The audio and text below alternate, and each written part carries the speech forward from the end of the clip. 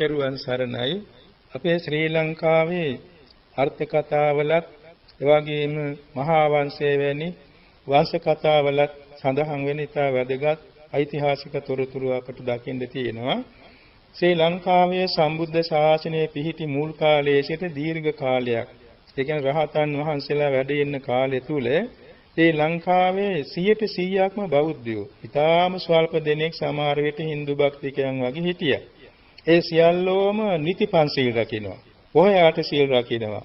එවැගේම ප්‍රතිපත්තිගරුක බෞද්ධ ජනතාවක් හැටියට වාසය කළා. ඒ කාලය තුල හරියටම කාලුගනේ මිනිස්යන් හිතසුව පිණිස පැවතුණා. දවස් 5න් පාට 10න් 10ට 15න් 15ට රාත්‍රී මැදියම් කාලේ පොළවට උරා ගන්න බොහොම ශාන්ත වර්ෂාවල් තමයි ඇති වෙන්නේ. ඒ ගම් වතුර ගලන, එහෙම නැත්නම් කඳු කඩා වැටෙන ඔය වගේ විපත්ති සිදුවෙන වර්ෂාවල් නෑ. දවල් වහින්නෙම නෑ. ඒකට නිදසුනක් වශයෙන් තියෙනවා මහා වංශයේහි සඳහන් කාරණයක්. බෞද්ධ මව් කෙනෙක් දවල් වරුවේ විශාල වී පැදුරක් වේලෙන්න දාලා ඒ තමන්ගේ වැඩ කරමින් හිටියා. එලා රජුරෝ රජ වෙච්ච අලුත විශාල වර්ෂාවක් වැහලා වී පැදුර හේදිලා ගියා. එතුමිය ගිහින් රජවාසලේ පැමිණිලි ගාන්ටාරේ නාද කෙරෙව්වා. රජතුමා කිව්වා එන්න මොකද පණිවිඩේ පැමිණිල්ල. දේවයන් වහන්සේ තමුන්නාසේ රජ වුණා විතරයි අකල් වැහිලා මහ මද්දානේ වැහලා මගේ විශාල වී පැදුරක් හේදිලා ගියා. මට ඒකට වන්දි වුණේ. හොඳයි මං ගෙවන්නම් වන්දි. මා කලියුතු මොකද්ද වැහිනවා එන්න දවාලේ. දේවයන් වහන්සේ තමුන්නාසේ නිතිපන්සිල් රකින්න ඕනේ, පොහොයට සීල් රකින්න ඕනේ. හොඳයි ඒකත් කරන්නම් කිව්වා. එලා රජුරු තෙරුවන් සරණ ගියේ නැහැ. නමුත් පන්සිල් රැක්කා, පොහොයට සීල් රැක්කා.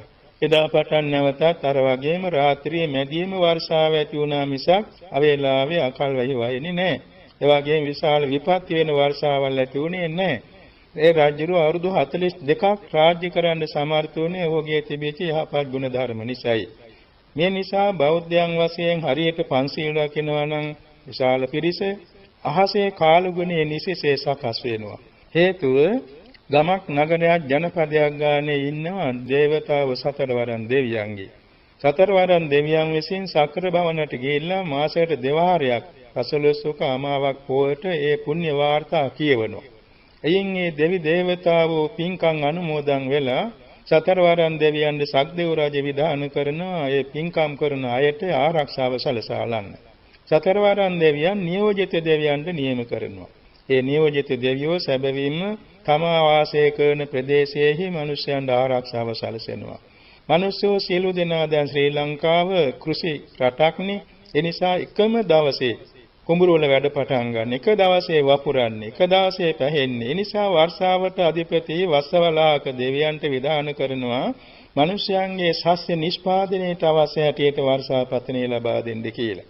ඔය වස්සවලාහක, අබ්බවලාහක, වාතවලාහක, සීතවලාහක, උන්නවලාහක කියලා සතරවරන් දෙවියන්ගේ නියෝජිතයන් ඉන්නවා මේ මනුලොවට ඒ අවශ්‍ය දේ සම්පාදනය කර දෙන්න. සැබවින් මේක විශාල රාජධානියක් ඒ දෙවියන්ගේ. රාජ්‍ය පාලනයක්, සංවිධානයක්. ඒක බොහෝම ලස්සනට කෙරෙනවා. මිනිස්යාගේ රාජ්‍ය තන්ත්‍රය වෙනස් වෙනවානේ. ඒගොල්ලෝගේ රාජ්‍ය තන්ත්‍රය හැමදාම එක විදිහේ පවත්වනවා. මෙන්න මේක නිසා තමයි මිනිස්යාගේ සම්පත් අභිවෘද්ධියට හේතු වෙන කාලුගනේ ලෝකෙ පවතින්නේ. අනික් කාරණේ තමයි දැන් සමහර විට දෙවි දේවතාවන්ගේ ආකල්පයක් තියෙනවා. ඒ මිනිස්යන් විසින් වැරදි මඟ එවැගේ මහා සාපරාධයේ කටයුතු කරනවා නම් දෙවියන්ගේ ශාප වීම සිදු වෙනවා. දැන් සිදු වෙන කාරණයක් පින්නතුන් අහලා තියෙනවා. කල්යාණිතිස්ස රජ කාලේ නිකරුණේ කල්යාණිතිස්ස රහතන් වහන්සේ තෙල් කටාරමක දාලා ඝාතනය කෙරෙව්වා. මේ නික්ලේශී රහතන් වහන්සේ දෙවියන් කෝප වුණා. කෝප වෙලා අන්තිමේදී හත්ගව්වක් තරම් විශාල ප්‍රමාණයක් වටුනුගන් සිය ගණනාවක් මොහොතට යට කෙරෙව්වා දෙවි දේවතාවෝ.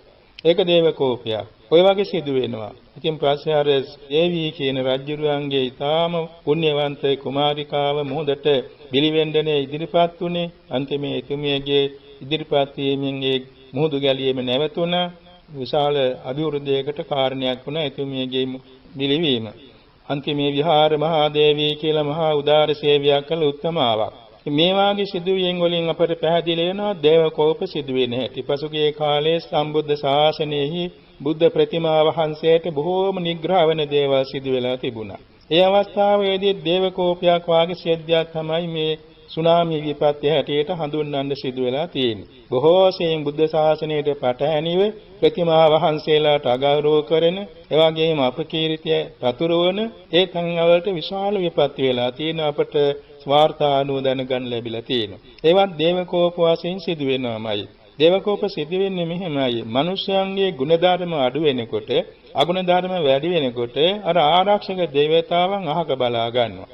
මිසදුටු දේවතාවන් එවාගෙම දුර්දාන්ත අමනුෂ්‍යයන් එතෙන්ද සමීප වෙනවා. එතකොට නැති කරදර ඇති වෙන හැටි අපේ බුද්ධ ශාසනයේ අර්ථ කතාවල හඳුන්වලා තියෙනවා. මෙන්න මේක නිසා ශාසන පරිහානියට නැත්නම් මේ ලෝකේ පරිසර විනාශයට හේතු වෙන දේවල් අර ඍතු නියාමයේ වශයෙන් සිද්ධ වෙනවා. දෙවියන්ගේ ශාප වීම වශයෙන් සිද්ධ වෙනවා. ඒක කාටත් මේ තේරුම් ගන්න වටිනවා. ඒ නිසා දෙවියන්ගේ ශාප වීම නොවෙන්නේ නම් මිනිසයන් විසින් කළ යුතු වන්නේ දේවාලට ගිහිලා පුද සත්කාර කිරීම නෙමෙයි. තමාගේ ජීවිතය හරියටම සීලවන්ත ජීවිතයක් බවට පත් කරගන්නට ඕනේ. දැන් මම දන්නවා අපේ මොහොතට යට වෙච්ච වෙලාව මම බුදුගුණ සිහි කළා, සත්‍යක්‍රියා කළා. මම පිරිසුදුව සීලය රැකලා තියෙනවා. මං ආචාර්ය උපාධ්‍යාන් වහන්සේලාට පියාණන් උපස්ථාන කරලා තියෙනවා සත්‍යයි කියලා ඒ විදිහට මම හිත යටින් සත්‍යක්‍රියා කරමින් දෙවියන්ට මම ආරාධනයක් කළා. මොහොත මනමේ කළා දෙවියෝ ඉන්නවනම් දැන් මේ සිල්වතුන් අනුතරක් වෙන්න යන වහාම රැල්ල නවත්තනු කිව්වා. ආචාර්ය සිද්ධියක්, තරස් ජනක සිද්ධියක්.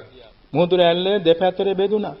ගොඩට යන රැල්ල ගියා, මොහොතට යන රැල්ල මොහොතට ඇදුණා. අපිට කිසිම අනුතරක් නැතුව අපේ වාහනේත් අපිවත් ආරක්ෂා වුණා. මේ වාගේ තමන්ගේ ආත්ම විශ්වාසයේ රැකෙන හැටියට සීලය හරියට රකින්නවා නම් ගිහි පැවිදි අය ඔය විපත්ති සිදුවන්නේ නැහැ කියන එක අපට ඉතා විශ්වාසවන්තව ප්‍රකාශ කරන්න